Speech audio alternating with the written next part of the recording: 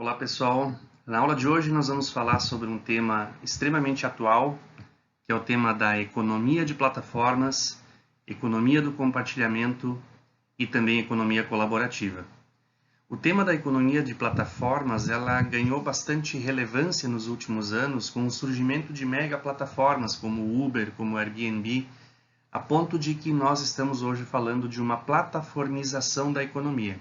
É sobre esse tema que nós vamos conversar na aula de hoje e no final um pequeno trabalho para que vocês realizem em duplas até a semana que vem.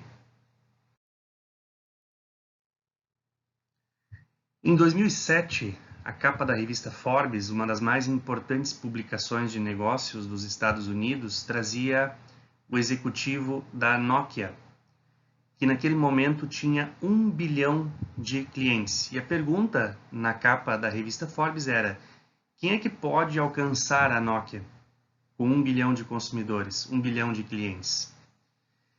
Nesse mesmo ano foi lançado o primeiro modelo do iPhone.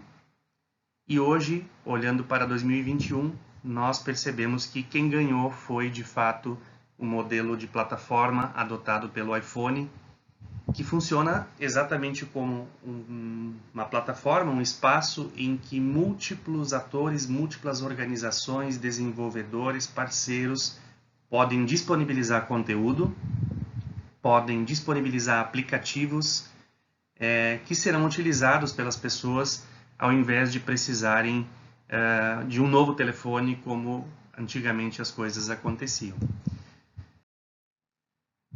Com isso, nós podemos concluir que quando uma plataforma entra no mercado de um negócio caracterizado como pipeline, ou seja, com uma cadeia de valor, com uma linha de produção, como são as empresas tradicionais, geralmente é a plataforma que ganha. E é isso que nós vamos conversar ao longo da aula de hoje em mais um conjunto de slides. Então, nós podemos dizer que hoje o modelo de plataforma na telefonia, com o iPhone, com os celulares que rodam Android, mas também funcionam no modelo de plataforma, eles superaram as empresas tradicionais que não conseguiram acompanhar a velocidade das inovações e nem a quantidade de aplicativos que puderam ser lançados nesse modelo de plataforma. E é interessante observar também que em muitos setores a competição é plataforma contra plataforma. Então aqui vocês têm um artigo de 2020, a evolução dos modelos de negócio em plataforma. E esse artigo, então, ele explora o que acontece quando plataformas competem com plataformas. Vejam na sequência. Qual é a diferença entre um modelo de negócio tradicional, um modelo chamado pipeline, de um modelo de plataforma de manufatura e de um modelo de plataformas multilaterais, que é o que nós temos visto ultimamente? O modelo pipeline, a empresa funciona como um produtor. Ela opera numa linha de produção ou uma relação linear entre fornecedores e produtores, buyer-supplier. Existe uma empresa focal, em que esse produto que é produzido, ele muda de mãos à medida que ele vai passando pelas etapas do processo produtivo e quando ele chega para o produto final. Aqui a gente tem exemplos, como McDonald's, como Rolex, como Steel. As grandes empresas tradicionais funcionam no modelo pipeline. Na plataforma de manufatura, a gente tem outros exemplos aqui que a gente já discutiu ao longo da disciplina, como Airbus, Boeing, Volkswagen, todas as empresas produtoras de automóveis, em que ainda existe um produtor, mas esse produtor opera com uma rede de fornecedores, uma network of suppliers. Existe uma firma focal que produz ou manufatura aquele produto final, monta o produto final com base numa rede de parceiros que agregam valor para esse produto. A diferença é que, no caso de uma plataforma multilateral, a empresa focal ela atua apenas como um intermediário. Ela apenas habilita e facilita transações que acontecem entre múltiplos atores. Então aqui a gente tem o exemplo do Alibaba, a gente tem Airbnb, a gente tem Uber, as grandes plataformas que não produzem nada efetivamente, mas elas atuam como intermediários que que facilitam transações entre alguém que está oferecendo um produto, um serviço, e alguém que deseja adquirir esse produto ou esse serviço. A competição, eu acho que é interessante olhar para isso também, a competição no caso de negócios pipeline, ela se dá na base do desenvolvimento de novos produtos e na base do preço. Nas plataformas de manufatura, também a competição se dá em termos de desenvolvimento de novos produtos e em termos de preço. No caso das plataformas multilaterais, a competição se dá pelo desenvolvimento de modelos de negócio. Então, vencem aqueles modelos de negócio que são inovadores, que melhor entendem como criar valor para todas as partes que estão envolvidas na plataforma. Aqui a gente tem um belo exemplo, também no artigo que eu mostrava antes para vocês, da competição plataformas contra plataformas. Vocês devem lembrar uma empresa, uma plataforma que surgiu lá no início dos anos 2010, chamada Groupon, de compras coletivas, uma empresa americana, que foi rapidamente copiada, também imitada aqui no Brasil, com um competidor bastante conhecido, que era o Peixe Urbano, e a mesma coisa aconteceu na China. Então vejam que um modelo de negócio que surgiu lá em 2010, com alguns poucos competidores, aqui tem um número de empresas competidoras, em meados de 2011 já tinha 5.000 ou mais de 5.000 plataformas de compras coletivas operando na China. Então, olha só, de 2010, de março de 2010, quando surgiram as primeiras plataformas de compras coletiva na China, até julho de 2011, ou talvez um pouco depois, agosto, setembro de 2011, já tinha mais de 5.000 plataformas operando. Uma competição plataforma contra plataforma. Mas, muito rapidamente, esse número começou a declinar, tanto é que no final de 2013, o que se percebe é que tinha pouco mais de 200 plataformas operando no mercado chinês, e dessas 200, 2 ou 3 concentram quase 3/4 do volume de negócios, porque foram aquelas que conseguiram inovar, conseguiram criar valor tanto para os clientes finais, quanto também para as outras partes envolvidas, para quem oferece produtos e serviços, e o volume de negócios realizado por essas plataformas só aumentou ao longo desses anos. Então vejam que é uma competição extremamente dura, uma competição extremamente difícil, em que surgem muitos concorrentes, mas apenas alguns conseguem se manter ao longo do tempo na competição com outras plataformas. A gente chega a um ponto em que nós podemos dizer que existem plataformas que reúnem múltiplos modelos de plataformas. Aqui a gente tem um exemplo super conhecido, que é o da Amazon, em que a Amazon está competindo com todo mundo. Então a gente tem Amazon Prime Music como uma plataforma competindo com o Spotify. A gente tem Amazon Logistics competindo com a FedEx, uma outra plataforma. A gente tem um modelo, por exemplo, do Amazon Kindle competindo com o Rakuten Kobo. A gente tem a Amazon, que a gente conhece mais tradicionalmente, né, como vendedora ou marketplace, competindo com a Alibaba. A gente tem Amazon Prime Video competindo com Netflix e assim por diante. Então, a Amazon é uma grande empresa que entendeu o modelo de plataformas e ela procura criar plataformas para competir com outras plataformas que estejam no mercado. Então, ela realmente se coloca numa posição que é muito difícil de conseguir ser competidor dela pela multiplicidade de mercados em que ela atua no modelo de plataforma. Esse gráfico ele está um pouco pequeno, mas vocês podem procurar no Google, se vocês quiserem, que é uma outra plataforma, que é o Collaborative Economy Honeycomb. A ideia desse Honeycomb aqui é mostrar os múltiplos setores em que as plataformas atuam, também na lógica de economia colaborativa. Então, vocês vão encontrar aqui muitos tipos diferentes de plataformas, tanto na área de alimentos, serviços, logística, algum outro tipo de produto que seja vendido, de fintechs, da área da saúde. Enfim, aqui a gente tem essa multiplicidade de plataformas colaborativas. Nesse caso aqui, especificamente plataformas que buscam algum tipo de compartilhamento entre as pessoas. E eu trouxe esse modelo, essa imagem, para mostrar para vocês que no início da colaboração em plataformas, lá nos anos 2010, 2011, 2012, a expectativa era que as plataformas colaborativas pudessem gerar um efeito muito positivo para a sociedade, porque as pessoas passariam a não mais comprar todos os produtos e serviços, mas sim compartilhar, aumentando a utilização de produtos que muitas vezes ficam parados e geram um impacto negativo para a sociedade, sem que eles sejam de fato utilizados em grande parte do tempo, como os nossos carros, que ficam muito mais tempo parados do que rodando. O fato é que essa ideia inicial de uma economia colaborativa, ela acabou sendo modificada ao longo do tempo e hoje a gente percebe que também existem alguns efeitos negativos das plataformas, como é o próprio caso do Airbnb, que em algumas cidades ele aumentou tanto a oferta de imóveis para turistas, como em Lisboa, como em outras grandes capitais europeias, que as pessoas que moravam naquele espaço precisaram sair para a periferia porque os aluguéis se tornaram muito caros, gerando até uma massificação do turismo em função do Airbnb.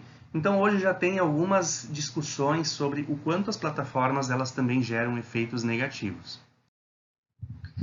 E a gente está percebendo que é preciso haver também uma modificação na maneira como estas plataformas elas são operadas, procurando trazer mais aspectos democráticos para dentro dessas plataformas e não somente plataformas controladas por grandes corporações. Então essa estrela das qualidades democráticas das plataformas digitais, ela procura trazer um outro olhar para o tema plataformas e sugerir que a gente passe a olhar para as plataformas e exigir delas também algum tipo de democracia, participação maior de quem é de fato envolvido por elas. Hoje as discussões em torno do Uber, que vocês devem estar acompanhando, são justamente de que ela explora em grande medida motoristas ou pessoas que estão sem emprego, pessoas desempregadas, que precisam de algum tipo de renda, e essas pessoas se sujeitam então a um conjunto de regras da plataforma que não necessariamente são as mais positivas ou aquelas que se poderia esperar num modelo de negócio mais justo. Então nessa imagem aqui vocês veem um conjunto de 6 aspectos que podem ser olhados ou analisados em uma plataforma para saber se ela não comete algum tipo de desrespeito com as pessoas, com os usuários.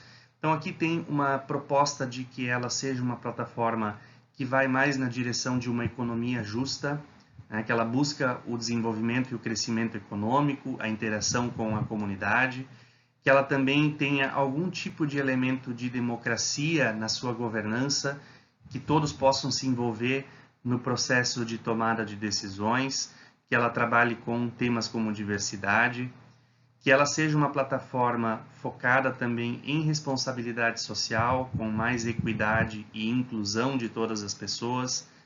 Por outro lado, que ela tenha um foco no impacto social positivo, não somente em gerar lucro para os seus acionistas ou resultado para os seus acionistas, que ela procure contribuir para a economia circular, né? E por último, que talvez seja o mais complexo em relação às plataformas, é que elas sejam de uma tecnologia aberta e livre, que elas possam ser replicadas por outros grupos que tenham interesse em criar plataformas semelhantes e que elas tenham também uma maior transparência quanto ao uso de dados, porque o que realmente faz com que uma plataforma, seja uma Amazon, seja Uber, seja Airbnb, ela seja tão difícil de ser controlada ou que ela seja contraposta por outro tipo de plataforma, é justamente o fato de que ela gera muitos dados, ela usa esses dados ao seu favor e quem está gerando esses dados não tem acesso a eles. Então, à medida que vocês estão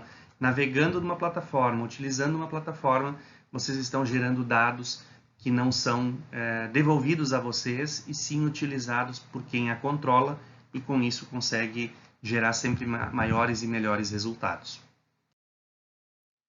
Então, para dar alguns exemplos aqui de plataformas mais próximas de nós, essa é uma plataforma de um modelo tradicional. Aqui a gente tem uma plataforma controlada por uma empresa, por uma corporação, chamada DonaMate, em que pessoas podem se cadastrar para ser diaristas e a plataforma faz a intermediação entre quem quer contratar uma diarista e quem quer se oferecer. Ela tem poucas daquelas qualidades democráticas que eu mostrava no slide anterior para vocês. Ela está muito mais próxima de uma Uber, das diaristas, né? Não deixa de ser um modelo interessante, mas com pouca colaboração, muito pouco de economia colaborativa. O Sebrae Unio funciona também como uma plataforma, atraindo pessoas que querem trabalhar como consultores e outras que buscam um consultor, e o Sebrae fica com uma parte então desse contrato. Em resposta às plataformas tradicionais, corporativas, a gente pode ver plataformas novas surgindo, plataformas cooperativas.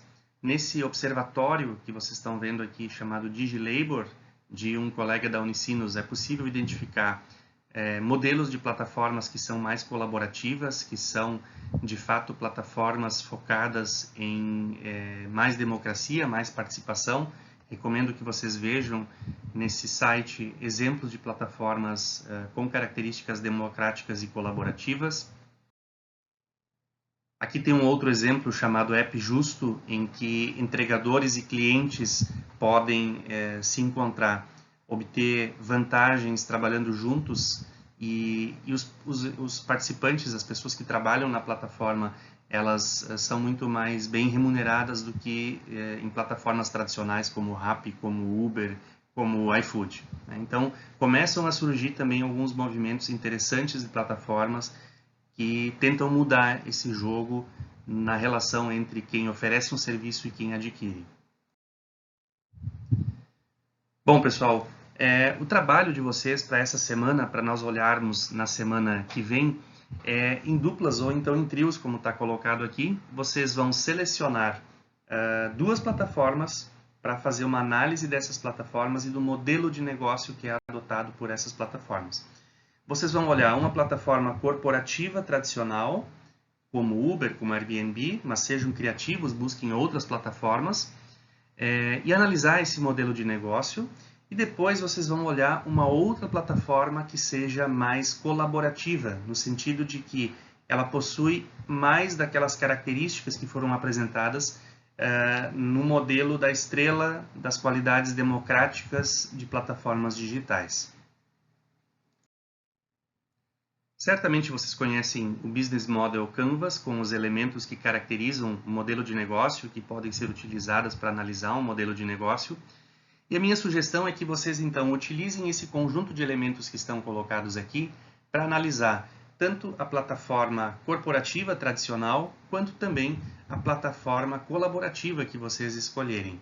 Então, vejam, por exemplo, qual é a proposta de valor dessa plataforma, de cada uma das duas plataformas. Como é que essa plataforma faz a intermediação entre quem oferta e quem demanda um determinado produto ou serviço? Quem são esses atores envolvidos?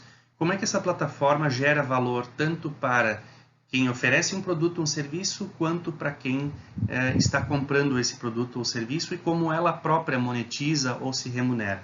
Então, eu gostaria que vocês analisassem essas plataformas a partir de alguns desses elementos que estão colocados aqui, façam um slide para cada uma das plataformas e a apresentação vai acontecer no início da próxima aula, em que nós vamos debater esses dois modelos diferentes de plataformas digitais. Aqui mais uma pequena explicação, de que o modelo de negócio, então, ele identifica quem são os parceiros envolvidos, qual é a proposta de valor para cada um desses parceiros, como é que a empresa focal ou a plataforma, neste caso, ela se conecta a cada um desses parceiros, como é que o valor é criado, monetizado e entregue, tanto para os parceiros quanto também para a plataforma. Então, é o sistema de atividades que caracteriza a organização, no nosso caso aqui, a plataforma, e é isso que eu gostaria que vocês, então, analisassem e trouxessem para o início da próxima aula. Aqui nesse slide final trago alguns links que vocês podem acessar, alguns vídeos que vocês podem olhar para entender mais sobre plataformas, sobre exemplos de plataformas colaborativas e que talvez possam inspirar vocês para o trabalho da próxima semana. Lembrando que esse trabalho ele compõe a avaliação do grau B, então, por favor, organizem-se em duplas ou trios, façam o trabalho e tragam para o início da próxima aula para que nós possamos discutir.